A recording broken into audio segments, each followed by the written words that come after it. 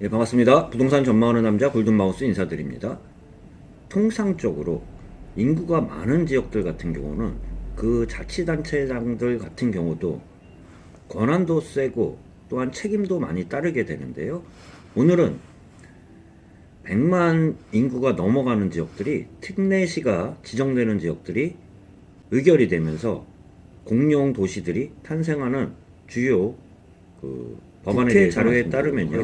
2020년 12월 2일 지방자치법 32년 만에 전면 개편된다는 내용과 함께 국회 행정안전위원회 법안심사 제1 소위원회에서 지방자치법 전부 개정안 법률안에 대해서 채택 의결했다는 내용에 대해서 한번 말씀드려보도록 하겠습니다. 지방자치법에 따르면요, 논의 결과 인구 100만 이상 대도시이거나 실질적인 행정 수요, 국가 균형 발전, 지방 소멸 위기를 고려하여 대통령으로 정하는 기준과 절차에 따라 행정안전부 장관이 지정하는 시군구에 대해서도 포함될 수 있다고 발표를 했습니다. 이 내용들을 보면 말 그대로 특례시라는 거는 사람들이 일정 부분 이상이 모이는 지역들 자치단체장한테 그만큼 권한과 지위를 많이 준다는 내용이에요. 이렇게 되다 보면 일부 빠지는 지역들도 있겠지만, 그러면 어느 지역이 대상이 되는지 한번 보면 현재 특별시와 광역시를 제외한 지역 중에 행정안전부 기준으로 해가지고 인구 100만 명이 넘어가는 지역들을 보면 4군데가 있습니다. 수원시, 고양시, 용인시, 창원시라고 할 수 있는데요. 수원시가 119만 명, 고양시가 107만 명, 용인 106만 명, 창원이 104명으로 이 네 도시가 특례시 기준으로 후보가 될 것 같은데요. 이 특례시 대상 주요 혜택들을 보면 아무래도 권한들이 많이 세질 거 아니에요. 그 중에 일부 우려가 있었던 게 뭐냐면, 세수 부담이 큰 지역들이 대부분 사람들이 많이 모이는 지역이 세수 부담이 클 거 아니에요. 광역단체장 입장에서는 거부감이 클 수도 있어요. 그러다 보니까 지금 4지역을 말씀드렸는데 그 지역 중에 3지역이 경기도라고 할 수 있습니다. 수원, 고양, 용인이 포함되면서 경기도 입장에서는 이 지역들 같은 경우가 특례시로 빠지면서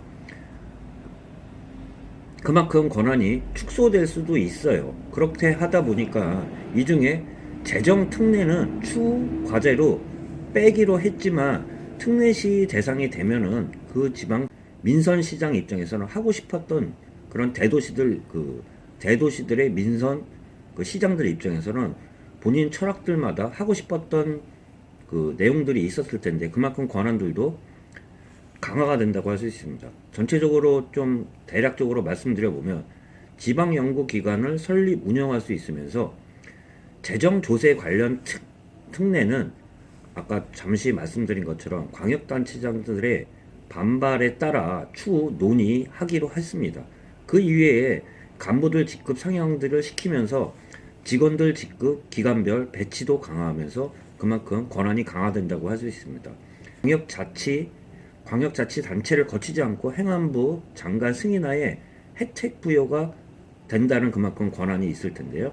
저는 부동산 입장에서 보면 면적 20만 제곱미터 이상 건축물도 광역단체장을 거치지 않고 허가를 내줄 수 있든 그만큼 막강한 권한이 생기는 지역들이 4군데라고 할 수 있습니다. 수원, 고양, 용인, 창원이라고 할 수 있는데요. 그 지역들마다 특성들에 따라 개발 인허가권을 갖고 있다는 거는 특혜도 있을 수는 있겠지만요. 혹시 그만큼 권한이 세지면서 그 지역의 특성에 맞게끔 개발할 수 있는 그러한 독립성을 강화한다는 내용이 있다고 할 수도 있습니다. 일부 우려하는 것처럼 일부 빠졌던 지역들 같은 경우는 그만큼 소외감이 느낄 수도 있다고도 얘기 많이 모이는 곳이 개발이 진행이 될까요? 아니면 개발이 진행이 많이 되는 곳에 사람이 모일까요? 선후 문제지만 중요한 것은 사람이 많이 모이는 곳이 발전할 수밖에 없어요. 그쪽에 더 개발이 집중될 수밖에 없는데요. 또한 정치적인 이야기는 가급적 안 드리지만 통상적으로 지금 인구 분포들을 보면 전국적으로 해서도 수도권이 과반이 모여 있는 상태에서 지금 행정안정부 기준으로 해서 경기도가 인구가 더 많고요. 그 다음에 서울, 부산이라고 할 수 있습니다. 그 중에서도 세부적으로 들어가다 보면 경기 남부가 1이며 또한 서울, 경기 북부 이런 순으로 배치가 되어 있습니다. 통상적으로 사람들이 많이 모이는 곳이 세수가 많으면서 그 지역들 중심으로 해가지고 개발이 집중될 수밖에 없는데요.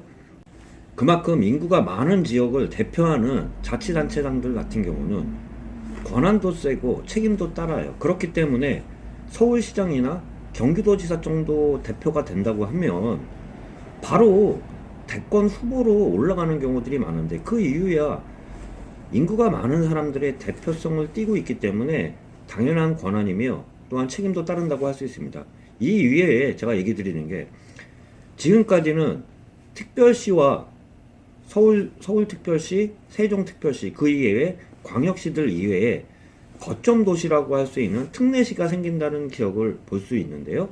제가 앞서 말씀드린 것처럼 인구가 100만 인구가 된다는 지역들 같은 경우는 사람들이 모이는 곳이면서 그 지역들을 거점 도시로 개발할 수밖에 없어요. 그만큼 특례시가 개발됨에 따라 그 지역들이 거점 도시로 발달할 수밖에 없는데요.